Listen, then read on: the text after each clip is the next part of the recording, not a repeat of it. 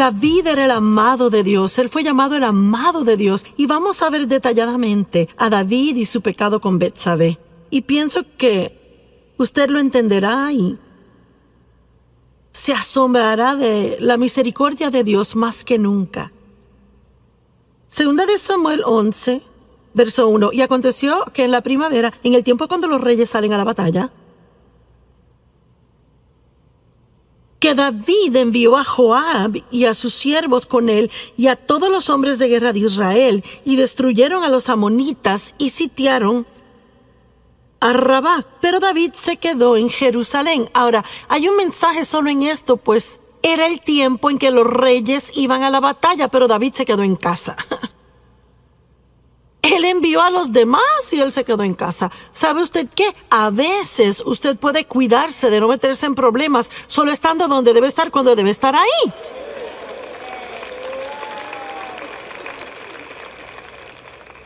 Y si debería estar en la iglesia el domingo en la mañana,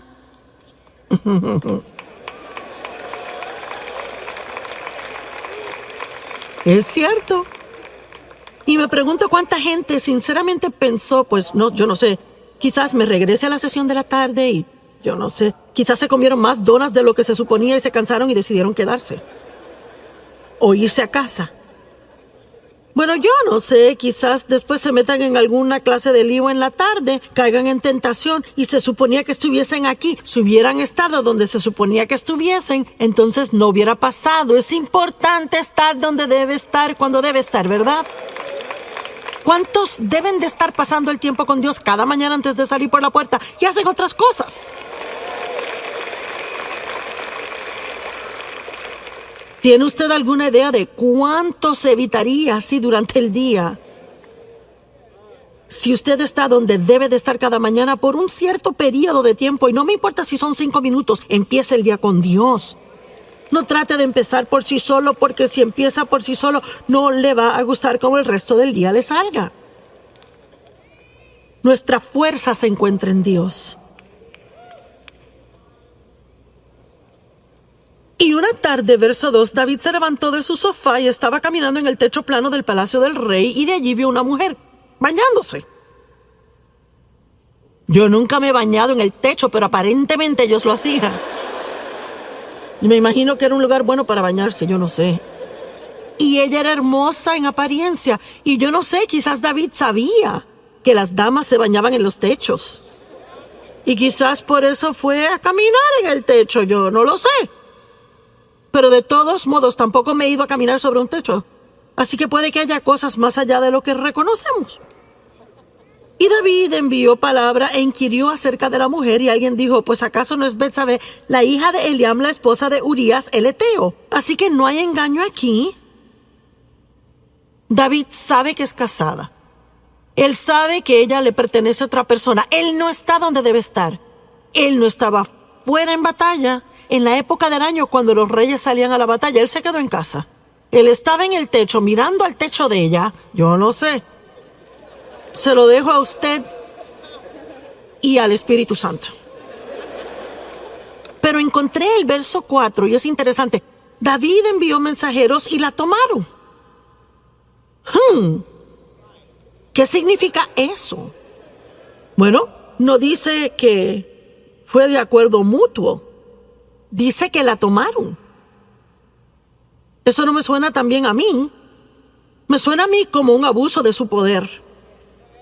Cuando ella llegó a él, él se acostó con ella, y ella, cuando se purificó de su inmundicia, así que estaban viviendo bajo las leyes de la época, y aparentemente en esta situación, ella como mujer casada, teniendo sexo con él, la hacía ella inmunda, y ella tenía que pasar por ritos de purificación antes de regresar a casa. Bueno, ¿sabe qué? Su pecado siempre le encontrará. La mujer concibió y mandó palabra y dijo, estoy embarazada. Y yo quiero que vean la profundidad de la depravación en que David, el amado de Dios, cae en esta situación. ¿Cuál fue su debilidad? Lujuria. No fue temor. Tampoco ira. fue lujuria. El diablo tienta a diferentes personas en diferentes formas y déjeme decirle algo, tiene que conocerse. Y debe de hacer todo lo que pueda por fortalecerse en áreas donde sea débil. Es cierto. Déjeme decirle,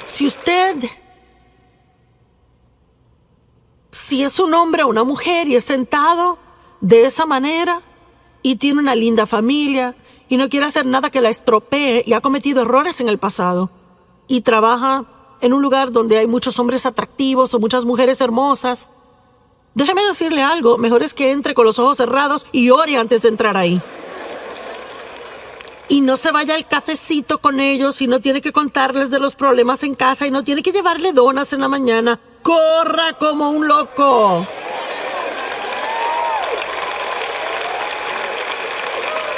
Y pasa, ¿verdad? ¿Cuántas personas dicen cómo terminé aquí? ¿Y cómo pasó esto? Pues poco a poquito. Unas muy diminutas dosis de engaño. Y hacemos unas muy pequeñas concesiones sin prestar atención a lo que el Espíritu Santo está diciendo cada paso del camino. Y luego, sin darse cuenta, está metido en un gran lío y termina perdiendo cosas en su vida que eran muy preciosas para usted. ¿Verdad? Seamos más inteligentes de lo que hemos sido en el pasado. Amén. Verso 6. Luego David mandó a llamar a Joab diciendo: envíame a Urías el Eteo. Y David mandó a llamar al esposo de ella. Y Joab envió a Urías a David. Y cuando Urías vino a él, David comienza a hablarle de cosas a él, porque él tenía un plan aquí. Él quería meterlo en su casa, a pasar un par de noches con su esposa, con la esperanza de que tuviera sexo con ella, y entonces, aparentemente, ella se embarazaría por él, y David quedaría libre del todo. Y vemos confabulación, engaño, pecado sobre pecado sobre pecado. Y cuando Urías vino a él, David preguntó: ¿cómo está Joab? ¿Y cómo está el pueblo? ¿Y cómo progresa la guerra? No que le importara nada de eso, era una conversación inútil. Y David dijo a Urías: bueno, desciende a tu casa, lava tus pies, pasa un tiempo en casa. Urías salió del palacio del rey y un regalo fue enviado de parte del rey para él. Mire, déjeme darle hasta un regalito. Pero Urías, quien obviamente era un hombre de integridad, de un hombre leal, un hombre de carácter, él durmió a la puerta del palacio del rey con todos los siervos de su señor y no descendía a su casa.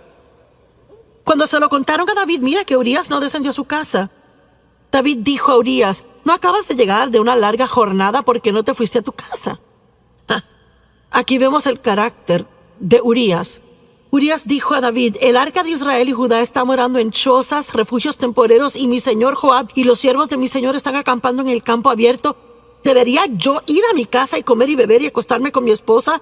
Por tu vida y la de tu alma, yo no haré esta cosa. En otras palabras, está diciendo: mis hermanos están allá sufriendo. El arca de Dios ha sido capturada. El nombre de Dios es profanado. Yo no puedo irme y disfrutar cuando todos los demás aún tienen dificultades. No lo haré. Verso 2. Entonces David dijo a Urías: bueno, quédate aquí hoy también y mañana te dejaré ir. Y Urías permaneció en Jerusalén ese día y el próximo. Pero David aún no ha terminado. David lo llamó a cenar y comió y bebió con él y así lo emborrachó. ¿Están siguiendo esto? Este es David quien escribió los Salmos. El amado de Dios que todos admiramos. Salmo 23. El Señor es mi pastor, nada me faltará. Por favor. Y él comió y bebió con él y emborrachó a Urías, y en la tarde fue y se acostó en su cama con los siervos de su señor, y aún así no descendió a su casa. Oh, le apuesto que David estaba nervioso. Y ya sabe, en ninguna manera estoy degradando a David. Él era un gran hombre de Dios y sabe, si usted es tentado a tomar lo que digo mal y me quiere escribir una carta, ya sabe. Estoy aquí tratando de probar un punto práctico. de que este hombre era un hombre normal y se hizo un gran hombre de Dios, pero él no era perfecto como hombre. Amén. Y aparentemente, él creyó que Dios era mayor que su mayor error. Y pienso que toma un increíble coraje para en su totalidad hacer algo que usted sabía que no debía hacer. Se defraudó a sí mismo tanto y defraudó a otras personas, hirió a otras personas y aún dirá: me levantaré y volveré a mi padre y él me sanará y me restaurará una vez más. ¿Qué hizo el hijo pródigo? Él tuvo una vida tan mala que él vivía con los cerdos. Malgastó toda la fortuna de su padre y la Biblia dice que volvió en sí. Yo no sé, quizás alguien me está escuchando ahora mismo, quizás está viendo por televisión desde el sofá o reclinado. Y una vez dije al predicar, dije: hey, tú acostado en tu reclinadora tomándote esa cerveza. Y tenemos este testimonio. Un hombre joven de 20 años estaba haciendo eso. Había estado en una racha de drogas por mucho tiempo y él dijo: cuando usted dijo eso me asustó tanto. Él dijo: me sentí sobrio y acepté a Cristo.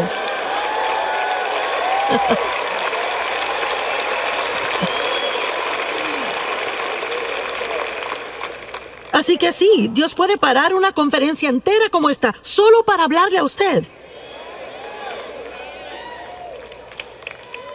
Y dejarle saber que no es demasiado tarde, que puede tomar una buena decisión ahora mismo y empezar a deshacer los efectos de todas las malas decisiones que tomó en el pasado.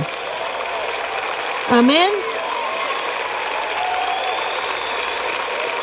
Dios está en el negocio de dar esperanza a otros, no condenarles.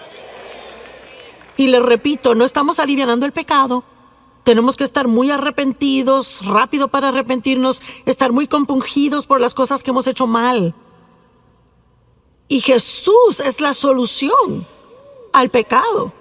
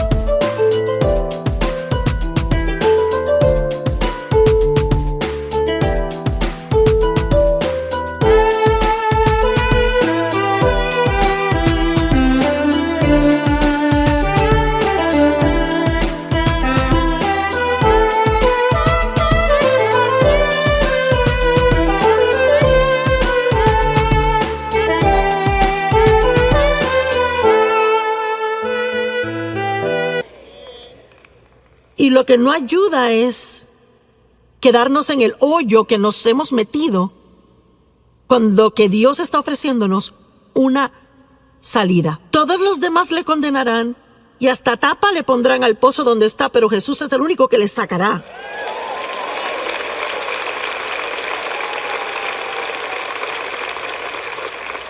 Y él escribió, David escribió una carta a Joab y la envió con Urías. Escribió en su carta, verso 15: pon a Urías en la fila de enfrente en la batalla recia y déjalo ahí a fin de que sea herido y muera. ¡Guau! Y sabe, he leído esta historia de David una y otra vez y es que nunca lo leí despacio como para ver esto bien y poder ver cuán asombroso Dios es y cuán misericordioso Él es. Y luego pasó todo un año y no se arrepintió. Ni siquiera se arrepintió hasta que el profeta lo confrontó contándole una historia. No voy a entrar en la historia. Y él realizó que él era el hombre en la historia de quien se trataba. y de momento fue confrontado. Y sabe, a veces podemos pecar terriblemente y podemos engañarnos tanto, podemos estar bajo tantas capas de excusas, ¿verdad? Y ya no encaramos lo que anda mal. Y quizás usted necesita hacer eso hoy. Quizás debe de dejar de poner excusas. Quizás debe dejar de culpar a otros. Y debe simplemente ver cara a cara la fealdad de lo que ha hecho. Pero eso no es algo malo, eso es algo bueno. Porque ese es un lugar de nuevos comienzos.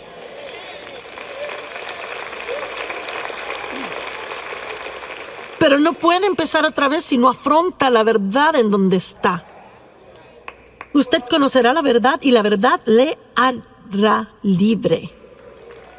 Usted saldrá del hoyo y se ahorrará la culpabilidad. Bueno, y mire cómo David llegó a ser uno de los grandes héroes de la Biblia. Cuando uno piensa en David, uno no se acuerda de esto. A mí ni me gusta tener que pararme aquí y sacar esto porque me gusta el cuadro que tengo de David aparte de esto. Pero esto muestra cuán asombroso Dios es y espero imparte esperanza a muchas personas que se encuentran en una mala situación y que han creído las mentiras del diablo de que ya es demasiado tarde. Pero hubo consecuencias de ese pecado y no quiero decir que no las hubo. La Biblia actualmente dice que David ya nunca estuvo sin guerra en su casa después de esto. Así que hubo definitivamente consecuencias. Y eso es lo que debemos recordar del pecado. El pecado siempre es perdonado. Dios siempre perdona y usted puede siempre ser restaurado en comunión con Dios. Pero eso no quiere decir que siempre pueda evadir todas las consecuencias de las cosas malas que ha hecho. Y honestamente, yo ni sé si deberíamos querer eso tanto. Pienso que a veces deberíamos decir, ¿sabe, Señor, qué? Estoy tan agradecido que me has perdonado y estoy agradecido de que me amas y estoy agradecido de que tengo comunión contigo y que no tengo que sentir culpabilidad. Pero no creo que sea algo malo que tenga estas consecuencias porque quizás me ayudarán a recordar no hacerlo de nuevo en el futuro.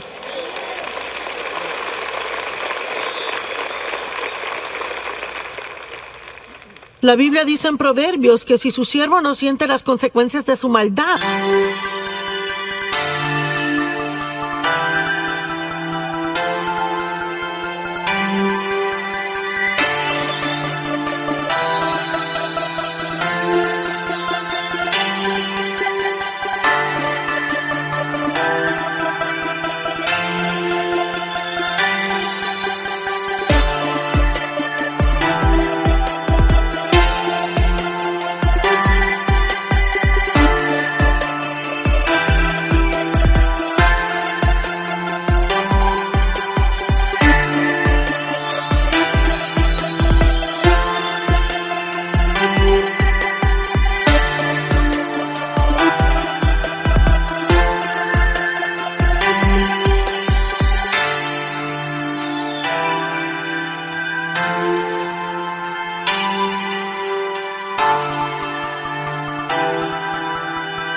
Él lo hará otra vez.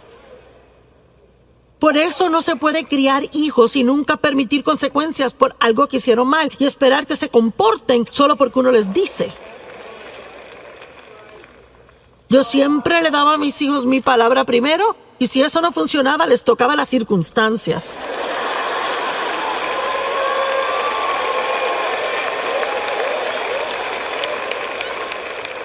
Y déjeme decirle algo, así es que Dios es con nosotros. Siempre nos da su palabra primero, hace todo lo que posiblemente puede para que su palabra esté en nosotros y para estar de acuerdo con Él y para hacer cosas a su manera. Pero si no las hacemos, Él nos ama tanto que toca nuestras circunstancias.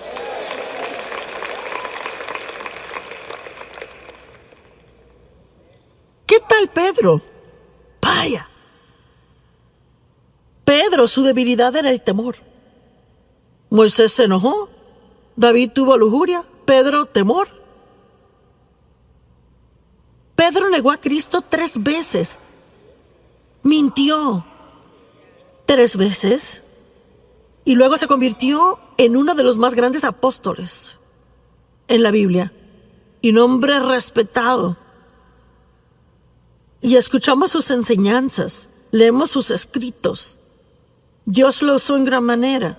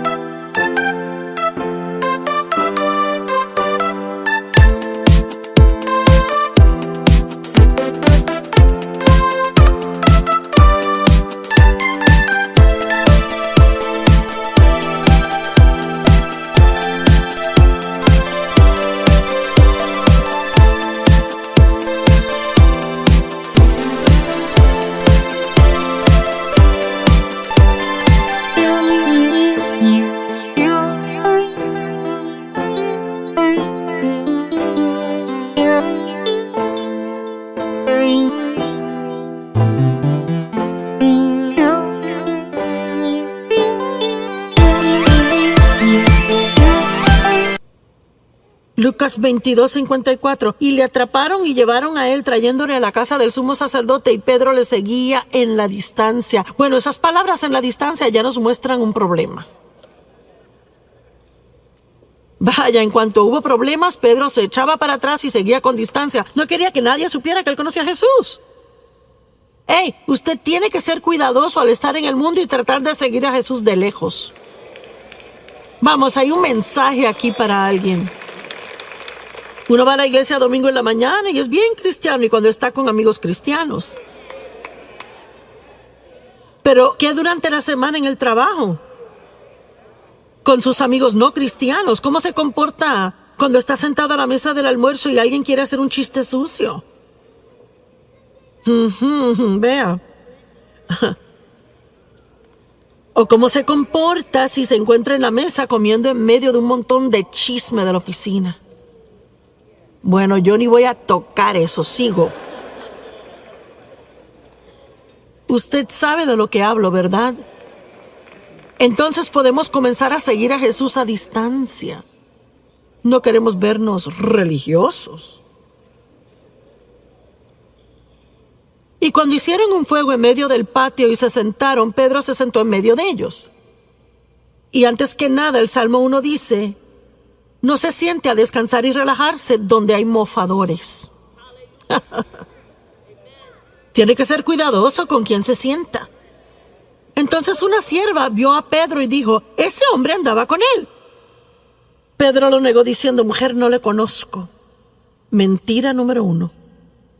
Y un poco después alguien más le vio y dijo: sí, tú eres uno de ellos. Y Pedro dijo: hombre, no soy yo. Mentira número 2. Y después de un intervalo de casi una hora, aún otro insistió diciendo: ciertamente estuvo con él porque es Galileo. Pero Pedro dijo: hombre, yo no sé de qué está hablando. E inmediatamente, mientras estaba hablando, cantó el gallo. Que Jesús ya le había dicho que cantaría y que él le negaría 3 veces. Y Jesús dijo: Pedro, he orado por ti. Pero en lugar de decir: oh, gracias Jesús, lo necesito, yo soy débil y sin tu ayuda me desborono. En lugar de eso, Pedro dijo: yo nunca haría eso. Yo nunca haría eso. Es que yo moriría contigo. Ahora vea, hay muchas cosas en esta historia, pero yo creo que una de las razones por las que Dios dejó que esto pasara es porque Él quería. Pedro tenía que conocerse. Vea, a veces pensamos...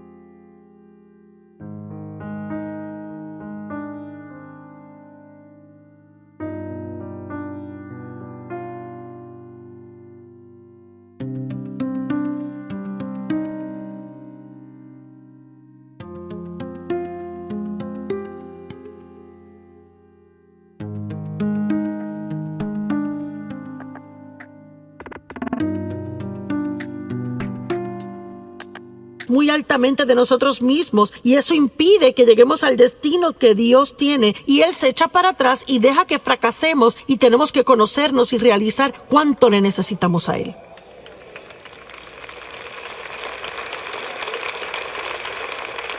¿Están aún conmigo? No se están perdiendo, ¿verdad?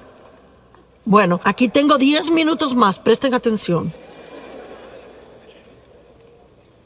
Y 3 veces él miente, el gallo cantó, ahora ve el verso 61, y el Señor se volteó y miró a Pedro.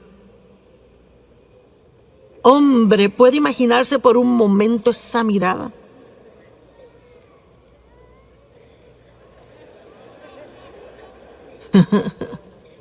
¿Sabe? Es como la mirada de su madre. ¿Verdad? Una madre tiene esa mirada así.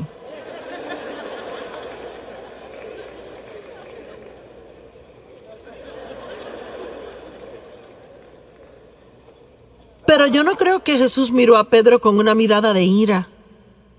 Yo pienso que la mirada en sus ojos probablemente era triste, de convicción, pero también amorosa.